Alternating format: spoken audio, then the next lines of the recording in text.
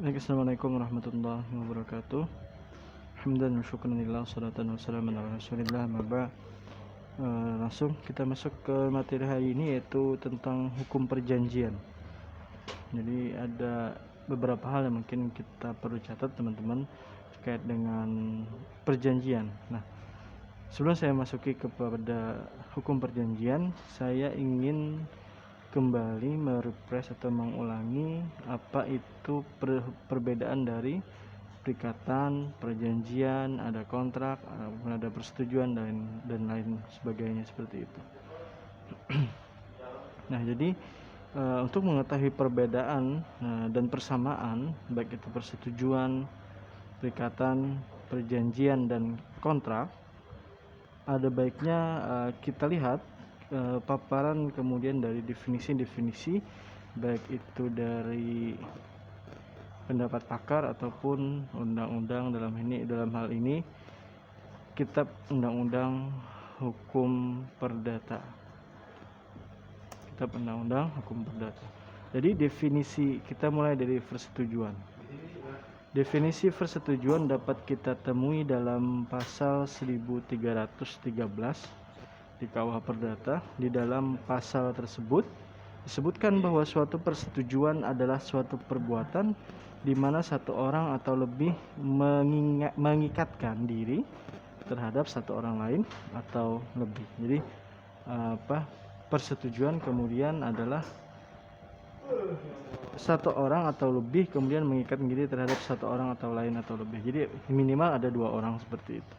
Nah, kemudian mengenai perikatan, sebutkan dalam pasal 1233 Kitab Undang-Undang Hukum Perdata yang juga kemarin sudah disampaikan, bahwa perikatan lahir karena suatu persetujuan atau karena undang-undang. Jadi ada persetujuan yang mengakibatkan lahir perikatan, kemudian ada undang-undang.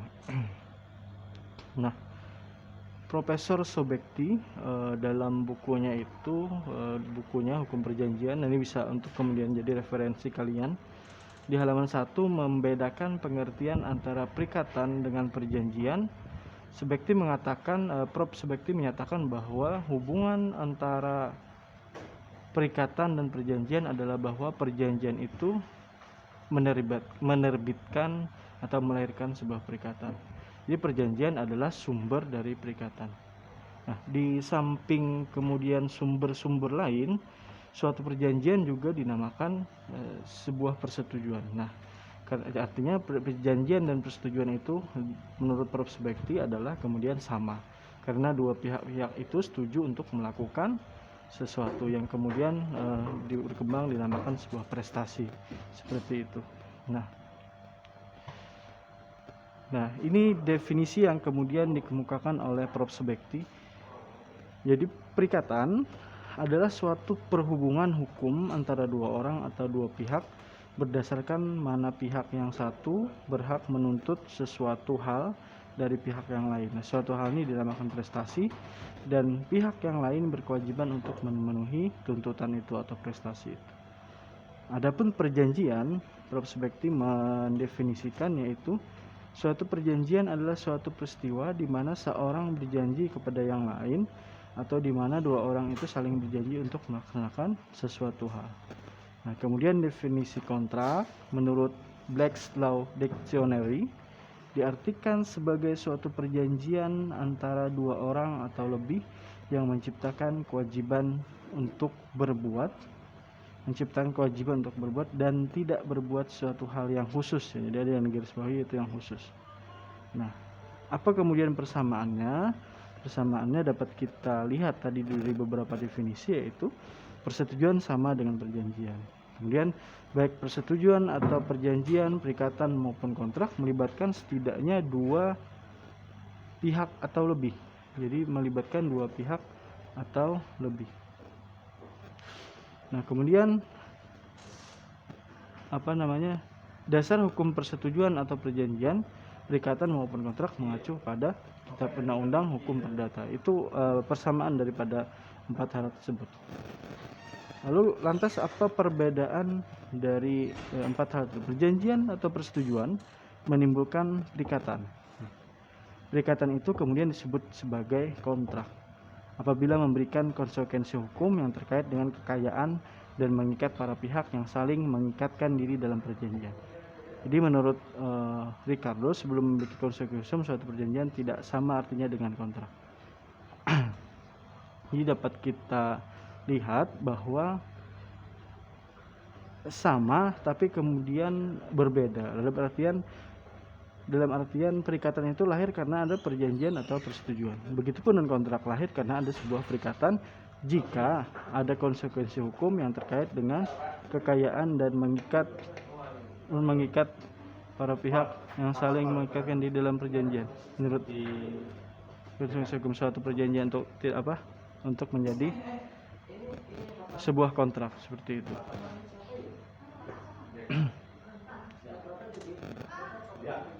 Nah, kita masuk kepada pengertian hukum perjanjian.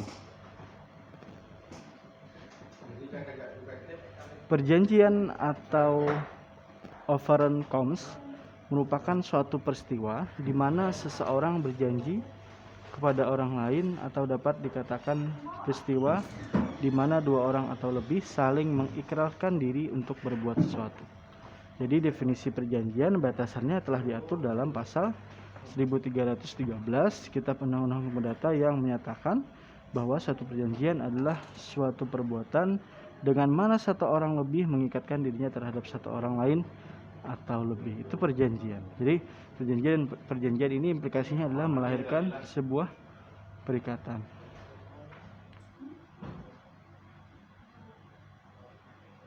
Jadi perlu kita pahami perikatan dan perjanjian itu mempunyai perbedaan. Itu ya untuk perjanjian. Nah,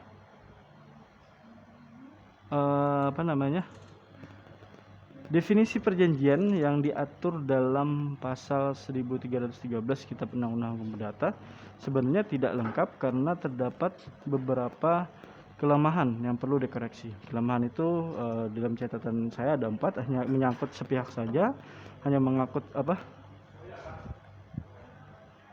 hanya mengangkut sepihak saja. Yang kedua ini salah ya. Yang kedua adalah kata perbuatan mencakup juga tanpa konsensus. Artinya perbuatan dalam hal ini tidak berkaitan dengan persetujuan. Nah, yang ketiga adalah pengertian perjanjian terlalu luas, yang tanpa menyebut tujuan. Maka beberapa pakar dalam hukum perjanjian mengumpulkan beberapa kritik-kritik terhadap kemudian di pasal 1313 Kitab Undang-Undang Hukum Perdata itu. Nah, berdasarkan alasan-alasan di atas, maka perjanjian dapat dirumuskan sebagai berikut. Perjanjian adalah suatu persetujuan dengan mana dua orang atau lebih saling mengikatkan diri untuk melaksanakan suatu hal mengenai harta kekayaan. Ya, harta kekayaan.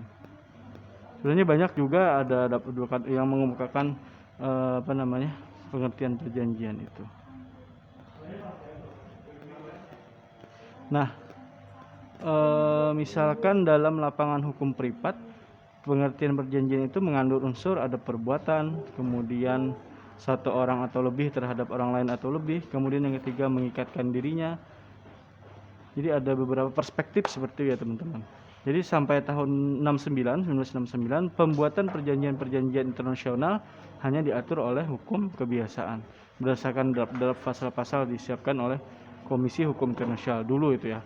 Nah, segerakanlah suatu konferensi internasional di Wina pada tanggal 26 Maret sampai 24 Mei tahun 68 untuk mengkodifikasikan hukum kebiasaan tersebut. Nah, konferensi kemudian melahirkan Vienna Convention on the Law of Treaties. Artinya yang konvensi itu melahirkan sebuah aturan baru tentang hubungan internasional atau perjanjian internasional.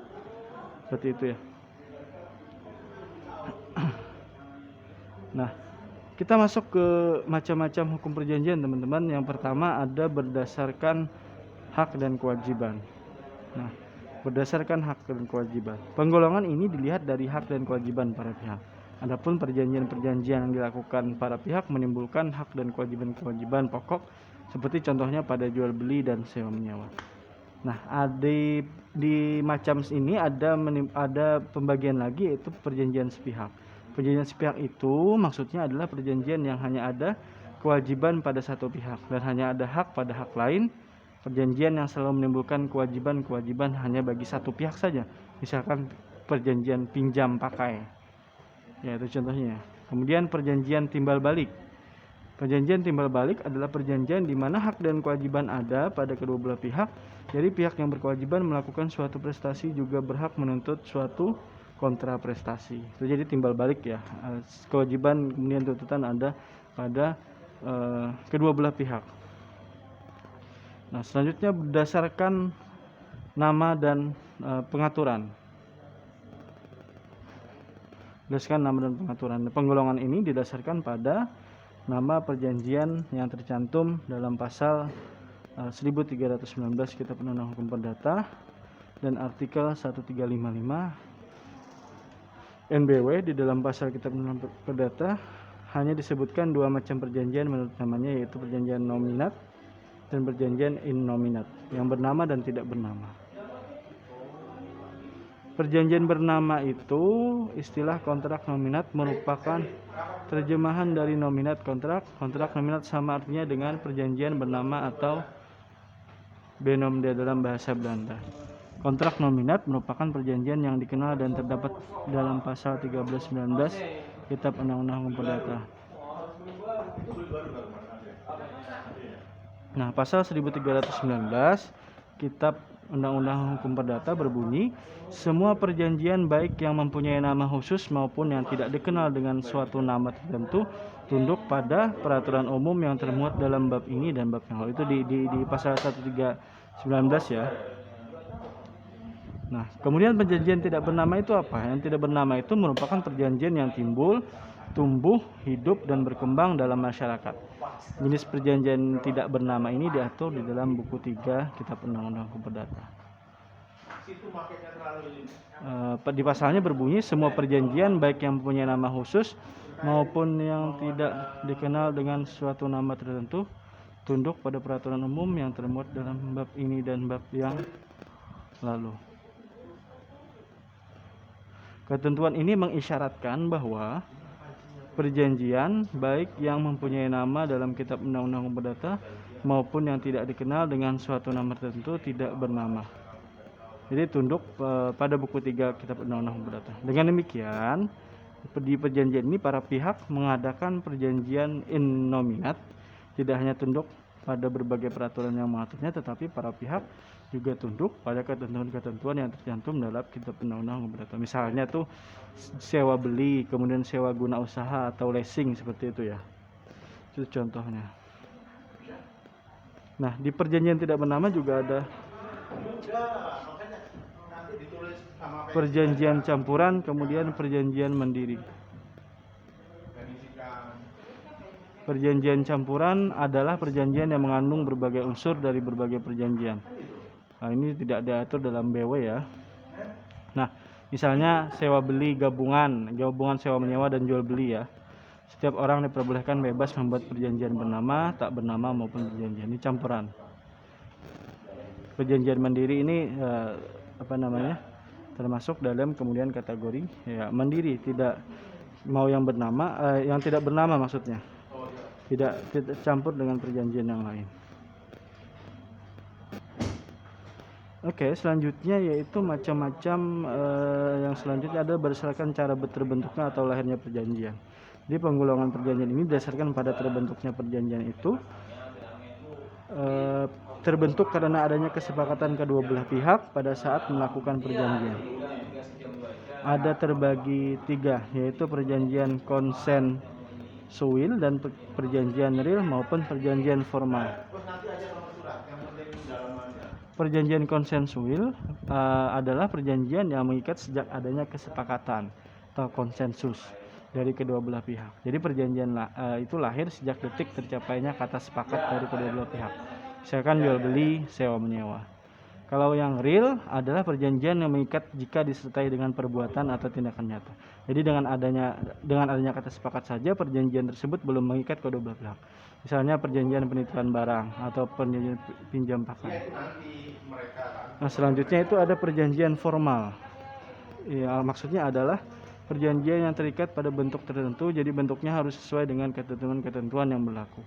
Jika bentuknya perjanjian tersebut tidak sesuai dengan ketentuan, maka perjanjian tersebut tidak sah. Misalnya jual beli tanah harus dengan akta pejabat pencatat akta tanah atau PPAT. Ya, pendirian perseroan terbatas harus dengan akta notaris. Itu formal ya, contoh perjanjian formal. Sekarang masuk ke yang keempat, yaitu berdasarkan keuntungan yang diperoleh. Berdasarkan keuntungan yang diperoleh, penggolongan ini didasarkan pada keuntungan salah satu pihak dan adanya prestasi dari pihak lainnya. Ada dua di bagian ini, yaitu perjanjian cuma-cuma dan perjanjian asas beban. Perjanjian cuma-cuma adalah perjanjian yang memberikan keuntungan bagi salah satu pihak saja. Misalkan perjanjian hibah, perjanjian pinjam pakai. Dan hibah kan cuma yang mendapat, kemudian yang dapat keuntungan. Nah, kemudian perjanjian asas beban. Ini maksudnya adalah perjanjian atas prestasi dari pihak yang satu selalu terdapat kontraprestasi dari pihak lain dan antara kedua prestasi itu ada hubungannya menurut hukum. Misalkan saja A menjanjikan kepada B suatu jumlah tertentu. Jika B menyerahkan sebuah benda tertentu pula kepada A. Nah, jadi si A menjanjikan sesuatu kepada B jika B menyerahkan sesuatu kepada si A. Nah, itu. Jadi itu yang asas beban ya. Yang terakhir itu ada berdasarkan tujuan perjanjian. Tujuan perjanjian ini didasarkan pada unsur-unsur perjanjian yang terdapat dalam isi perjanjian tersebut. Yang pertama perjanjian kebendaan, yang kedua obligator, dan yang ketiga adalah liberator. Nah, perjanjian kebendaan yaitu perjanjian hak atas benda dialihkan atau diserahkan kepada pihak lain. Misalnya perjanjian pembebanan jaminan dan penyerahan hak milik. Kalau obligator yaitu perjanjian yang menimbulkan kewajiban dari para pihak. Nah, kalau liberator adalah perjanjian para pihak yang membebaskan dari kewajiban yang ada. Misalnya pembebasan utang. Nah, itu kemudian macam-macam dari pada hukum perjanjian dan macam-macam dari perjanjian itu sendiri. Selanjutnya nanti kita akan masuk ke unsur-unsur penyajian. Demikian itu dulu yang saya sampaikan. Diskusi kita lakukan di Google Classroom. Silahkan dipelajari dulu teman-teman. Subhanakallahumma bihamdika asyhadu an la ilaha illa anta astaghfiruka wa atubu ilaik. Assalamualaikum warahmatullahi wabarakatuh.